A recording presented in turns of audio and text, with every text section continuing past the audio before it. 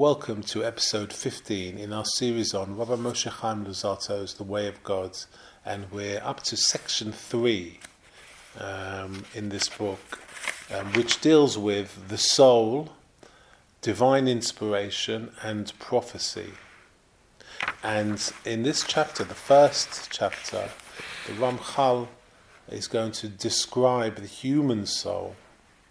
He's going to describe an animal soul.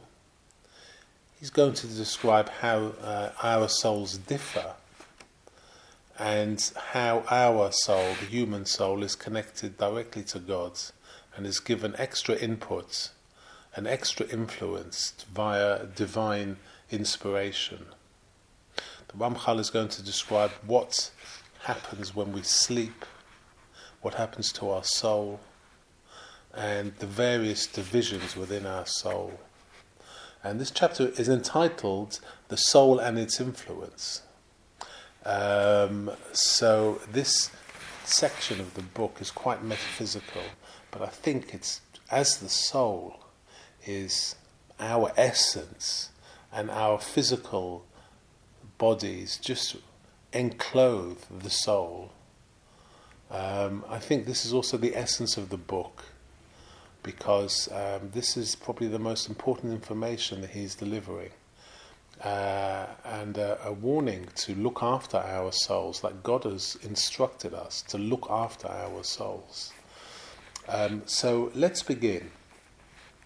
The Ramchal is going to start by describing how the soul of a human being is quite similar to that of animals. We know that the Rambam, Maimonides, has openly spoken about the composition of an animal soul. I want to quote him when it comes to sentient understanding of reality, how animals perhaps look at things. So the Rambam, Maimonides, quotes, "There is no difference between the pain of humans and the pain of other living beings, since the love and tenderness of the mother for the young are not produced by reasoning, but by feeling, and this faculty exists not only in humans, but in most living beings." So we have to accept that animals also have a soul. Although it's a different grade of soul to a human soul, they also have a soul, and the Ramchal is going to describe this in detail. So let's begin. The Ramchal begins. As we have already discussed, there is one way in which man is different from anything else that was created. He is a combination of two different, diverse elements, namely the body and the soul. When we speak of man's soul, however, we are actually speaking of two different things. One type of soul that man has is the same as that which exists in all living creatures. It is this animal soul that is responsible for man's natural feelings and intelligence. This type of soul also exists in all living creatures and is a very ethereal entity. It is transmitted through the genetic material at the time of conception and then continually spreads, constructing a body appropriate for each particular species. As the creature matures, it continues to grow, and it is responsible for the existence of its senses, as well as the intelligence appropriate for the particular species. As a result of this, the intelligence of different animal species can vary greatly. The intellect of man, however, is very different from that of animals. All this is a result of the animal soul, following its natural character, as well as the readiness of the instruments that serve it. These in turn vary with each individual species. In a man's animal soul, certain attributes and faculties can also be distinguished. These include imagination, memory, intelligence, and will. All of these are faculties contained in this animal soul, each one having its own particular domain and unique function. In addition to all this, however, there is in man a much higher spiritual component, which is distinct from his animal soul and totally disassociated from it. This higher soul is placed in man only in order to give him a connection to the spiritual roots of creation, and it is this connection which allows man's deeds to exert great influence upon creation's roots. Also, through the agency of the higher soul, influences from above reach man from creation's spiritual roots, and from there the influences are transmitted to man's animal soul, and from there to man's body. The higher soul also is meant to direct the lower one, to have the animal soul perform different functions on the higher soul's behalf throughout man's lifetime, according to the link that exists between the higher soul and creation's roots. The divine soul is joined to the animal soul, which is in turn joined to the most ethereal elements of the blood. In this manner, man's body and his two souls are all bound together. So, the Ramchal here is describing the two parts of the soul. There is the animal soul, animal and part human, the animal soul is the nefesh, which deals with basic functions of living, existing. It includes fight or flight reactions. It includes appetitive, the desire to eat, the desire to reproduce, the desire to flee from something when it feels it's in danger, and various other elements. But then on top of that, the human species has a NESHAMA, which is a holy spirit, which is attached to heaven. As the Ramchal describes, there's a chain which connects the spiritual roots in heaven to us through this neshama. The neshama connects to the nefesh, which is the living soul that is housed in every living thing. And then it's transmitted via the blood to the body. And these two souls that the human beings have are connected together and are bound with the body. So the Ramchal continues. As a result of this connection, whereby the divine soul is linked to the body through the animal soul, the divine soul becomes limited in certain respects, while in the body during man's lifetime, the divine soul is prevented from joining together with spiritual and transcendental entities, being held back from association with them.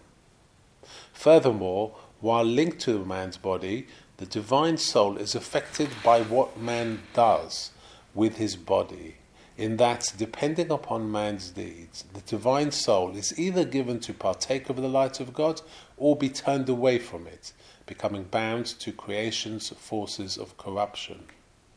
It thus rests upon man himself whether his soul will partake of the perfection that God desires for it, or be distant from that perfection. It is the divine soul which is supposed to control man, directing and guiding the animal soul, forming in it mental images which are appropriate for it, initiating thoughts and desires according to the direction towards which the divine soul inclines. So this is very important. We have to understand that we've got this metaphysical link, a chain, an actual hotline to God's, to heaven, to divine influences, to receive and, more importantly, to send back. So we have this massive responsibility to act in a divine manner. This is why we are told to try to take on God's attributes, because ultimately, whatever we do, it rebounds or loops back to heaven or to God. And you don't want to be sending bad energy back up this kind of hotline, so to speak, or chain of influence. So the Ramchal now is going to describe the different levels and different components of the human soul or divine soul. So the Ramchal continues. Even though this divine soul is often referred to as a single entity, it actually consists of a number of parts on different levels. We can therefore say that there are actually a number of souls bound together like links in a chain. Just as all these links comprise a single chain, so do all these levels of the soul constitute a single entity, which is called the divine soul. Each of these levels is bound to the one below it, until the lowest one is bound to the animal soul, which in turn is linked to the blood, as mentioned previously. It is possible for some of these parts of the soul to remove themselves at various times and later return. It is also possible that levels add themselves to a person's soul and then leave. All this can happen with absolutely no visible effect on the body. These higher souls do not have any detectable influence on the body and do not add or subtract from man's vitality or sensations. The only functions of these higher souls is with respect to man's true essence and appropriate association with the highest roots. This concept also includes the additional soul that arrives on Shabbos and leaves when Shabbos ends. Its coming and going are also not detectable in the body. The soul is therefore divided into 5 parts. They are the nefesh, or soul, the ruach, or spirit, the NESHAMA, or breath, chaya, the living essence, and yechidah, which is unique essence. The divine soul on the level of NESHAMA also has experiences relating to its nature. Even though it is bound to the body, it still has some access to the spiritual, which is not precluded by its association with the body. The spiritual associations of the soul, or NESHAMA, however, have only a minimal effect on the human mind and its thoughts. Our sages thus taught us, even though a person does not see something, his mazal or destiny sees it. What this means is that the matters on the higher worlds, i.e. the spiritual realms, do reach the divine soul, but they do not reach man's thoughts and intellect, so that the body's reaction and awareness of them is next to nil. So, what the Ramchal is telling us is that when we don't see things, the soul is constantly watching through our eyes and from around us to perhaps observe our goings on, and it will see things ahead of us that we don't see. Perhaps sometimes we've had the sixth sense of danger. Perhaps this is the soul warning us to perhaps leave an area or avoid a situation because it's going to have a bad ending. And like the Ramchal said, your mazal or destiny sees these things before you and will push you away from a situation or circumstance. And this could be deemed like a kind of sixth sense that we feel perhaps sometimes in life. And now the Ramchal is going to describe what happens at night, what happens when we sleep, what happens to our soul. This is a very interesting section, so the Ramchal continues. The highest wisdom deemed it appropriate to divide the day into 2 parts, one for activity and the other for rest. The daily cycle is thus divided into day and night, day being the time of activity and the night the time of rest. God also gave living creatures a nature causing them to sleep, so that both they and their spirits should rest from their normal activity. At that time, their strength is renewed both physically and spiritually, and they awake in the morning, again ready for their daily tasks. When man sleeps, his faculties rest, his senses are quiet, and his mind is relaxed and hushed. The only thing that continues to function is his imagination, and this conceives and envisions various images. Some of these images arise from the individual's experiences while awake. Others may be the result of substances that rise to the brain, from food or from the body itself. Such are the stimuli for normal dreams, those which are experienced by everyone.